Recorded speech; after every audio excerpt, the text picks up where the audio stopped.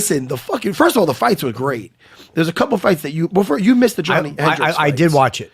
Oh, you did? I wound up and watch. I went back. Oh no, we lost our guest. What happened today. there? We just got to move to Wednesday. All right, we were supposed to have. We'll tell you the big news is we were supposed to have Cody Garbrandt. We don't want to. He fought for the championship bantamweight against Dominic Cruz. I don't want to tell you what happened. I don't want to spoil it. But he was supposed to be on today, the new champion, and I guess he probably has press, a lot of TV and shit. So and then we're talking, and I look to my left, and I see Chris holding up a thing saying "No, Cody." It's never good news. It's never great. Whenever Chris is holding up a sign, it's never the girl with the big tits wants your number. Exactly. It's never a good sign. Some groupie's been looking for you guys. No, nothing. So no, I did wind up seeing most of the fights. I did see the Hendricks fight. By the way, I was surprised. I'm going to say this about the Hendricks fight. Yes. I was surprised it was a unanimous decision. I wasn't. Was it that obvious to you that Magny won?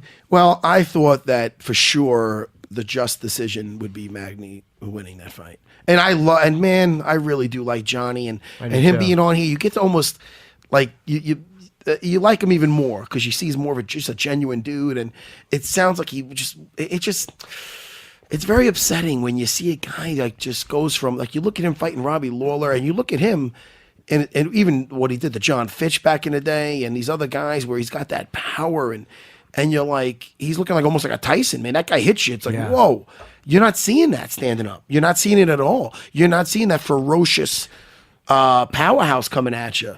You're seeing a guy that's still competitive because he's an athlete and those years of wrestling and competing. But something's wrong. Something's off. And do you think life just got too good? I don't know. I don't know because I mean, I don't think he's. I don't know. I don't know what it could be. But I mean, if you look at him battling Robbie Lawler. And you look at his fight with GSP, and then you look at his fight the other night with Neil Magny, it's a different guy. It feels like a different guy. We had him on. He talked. His wife said, he's like, well, I'll retire whenever my wife tells me. He's got 4 kids now. Yeah. And it just seems like that is more into being with the family. He missed weight. Was second time in a row, right? Yeah, 2 in a row, third time. Oh, third time altogether, yeah. Because he had that scrap against Tyron Woodley canceled because he couldn't make weight, yeah. So obviously, it's a hard thing to make this weight. I mean, I don't... What does he walk around at? He's got to be over 2 bills walking around, but he's not going to be a very big middleweight at all. That's what's strange. Is he talking about moving to middleweight? Well, I don't know if that's ever been talked about, but obviously it should be if he can't make weight. If he's not making weight 3 times, shit. Man. Hey, listen, people take shots at my weight all the time, dude. I never missed weight. I fought at 155. I had never once had to come back and weigh again. You know what I'm saying? Right. So.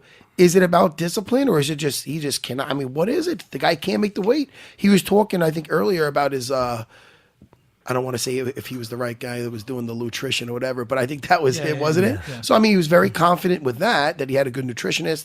He was with the right camp, and he's talking so much about the camp, and something's off. Yeah, something's off. I mean, who knows what it could be? When you can't make weight, like when you what did he miss it by 2.5 pounds? Yeah. When you get that close. At what point do you go, I'm just not going to make it? Like, are you... I remember when Ronda and Misha Tate were the coaches in the Ultimate Fighter, and there was one of Ronda's fighters that couldn't make the weight, and he was sitting in the steam room and he just gave up. She took it bad. She was crying, you know, but he just couldn't do it. He's like, fuck this, I'm giving up. At what point do you know I'm not going to make this weight? I don't know. I mean, I've been in some bad. Actually, Dean Thomas is going to call in soon. I don't know when he's calling, but that when I think of my worst weight cut, one of them was Dean when I had to fight Dean Thomas. I remember I was getting down to 155, and I made it easier in my prior fight when I had to fight BJ Penn. And you get kind of cocky, so you get kind of like, oh, I can have this protein bar now or this or that. And I remember I had to cut a lot of weight the week before, the day before, and I was with my buddy, old school fighter. He fought for the middleweight title, a guy named Gil Castillo. He's a Cesar Gracie black belt. He's a buddy of mine. And he was in there, and he was helping. I remember him just keeping me in the sauna, the steam room, the sauna, just trying to talk to me and trying to get my mind off getting out of that thing. And I was, dude. How long were you in for? I have no idea. But I just remember having to go back in. And every time they got to go back in for another 5 or 10 minutes, it's like, no, I don't want to. So, I remember walking in circles to get to that way. And not people. How much did you have to lose? I really wish I could remember. More than 10 pounds of the day?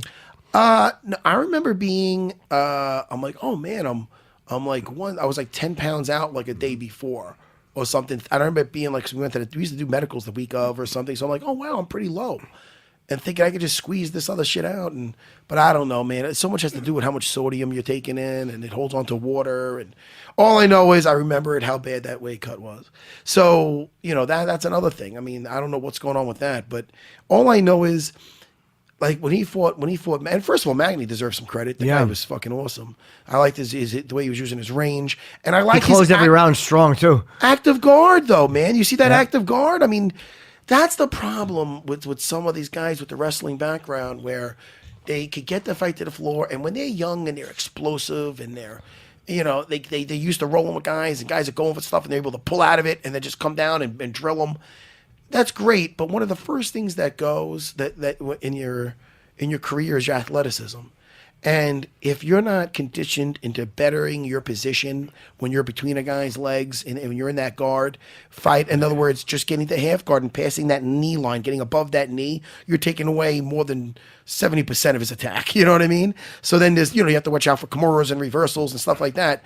But you could do damage from there and you could advance your position from there. If you're not used to having that mindset of bettering your position and just beating a guy up where you could be in danger, it's gonna catch up to you, man. Look at that. Look at that's what happened in this last fight. He was so content on getting that fight down. He didn't have the, I don't know if it's from the weight cut, I don't know what it's from, but he didn't have the oomph, and he wasn't doing any damage from in the guard. That's fair to say. There was never one time you're like, whoa, look at Magny's in trouble. Right. It's the opposite. You're looking at the guy on top going, oh, shit, man. He's got to pull out of this, pull out of that. Oh, man, he's got him another triangle. He's elbowing his face. Well, he had an 11-inch reach advantage, and it was literally like having, like he was almost using his elbows like fists, and he was just great. smashing his head. And that was a beautiful offensive guard. And that's what really won him. If he'd had nothing down there, the other guy's winning by just being on top, by being dominant. He wasn't dominant on top. He was taking a beating from on top. So then what do you, so I don't see how you could really even make a case. Sometimes I get worried when when it went to the decision, I go, and I was, we never had Magny on, did we? No. So I kind of pull for the guys that are kind of on here because you feel for them. You feel like you know them more. So I was really kind of like, come on, Johnny, and this and that. But I'm like, yo, he's not better in his position here. He's not even trying to. Maybe I got to watch it again, but I don't remember him trying to pass that guard or anything. And better his position to either submit him or finish him. And that's something that, look, you can go to fights where guys start off strong from in the guard, beating the guy up, and one mistake, they're gone. Like, look at Chael Sonnen versus Anderson Silva back in the day, beating up for 20-plus minutes and then getting submitted with a triangle/arm lock. You know what I mean? So, in like the last round. That might be the most amazing win I've ever seen. That might be just because he got his ass kicked for literally 4.5 rounds. Exactly, man. But if he would have concentrated on bettering that position some, he would have been a champion. You know what I mean? Just by getting past that, because that getting half guard, triangle's out of the equation. Now you have to watch out for certain things. And being a wrestler, look at Ryan Bader versus Minotauro. Was it Little Nog or Big Nog he fought last? Little Nog. Yeah, he got on that half guard. Minotauro's a better jiu-jitsu guy than Ryan Bader, but he got to a position where he knew, all right, I just got to keep my balance and beat the shit out of him from here to keep it simple for you. And that's what he did, man. And he beat up a guy that's, if he tried to stay in Minotauro's guard and do the same thing, chances are, if he's not getting submitted, there is always that chance of getting submitted or reversed and whatnot. So, I would say, I don't know. Everything from the nutritionist or the weight cutting to even his game plan when he gets the fight down, things are going to have to change for Johnny if he's going to want to stay in there. Yeah, I wonder if he's going. It was during the fight, Rogan said you have to wonder about his motivation. And that's just because of things Hendricks said. Yeah, exactly. Right. Yeah, he said unless they open up a 175 division, he's going to have to go up to middleweight. He can't try to make that cut anymore. Hey, there is some guys, not for nothing. Kelvin Gastelum, yeah. Wow, I thought he looked, and this is not on the card, obviously, that was a couple of fights ago, whatever it was. He looked fucking phenomenal versus Tim Kennedy. Yeah. I thought he was in deep shit, to be honest with you. And I like Kelvin. I love the way he fights. He looked fucking phenomenal at 185. Light, he looked comfortable. Yet he's dying to go back to 170. Why? I just think it's that he feels he could be that much more powerful and bigger. It's that wrestling mentality, being the biggest in the division. You know what I mean? So, hey, man, he's the one in there, so whatever he feels most comfortable with. And he says he was just blowing up in the off season. He admits it. He goes, nah, man, I go off too much in the off season, and and he's like, begging Dana to not begging, but basically saying, yo, Dana, man, please, I'll go to your house, I'll beg you, just let me or something around. I'm misquoting. He him, wants but to fight Basically, he wants to welterweight fight again. Yes, at welterweight. And I don't know, he looked fucking phenomenal. But Johnny's gonna have to go back and just rethink if he wants to even be in there.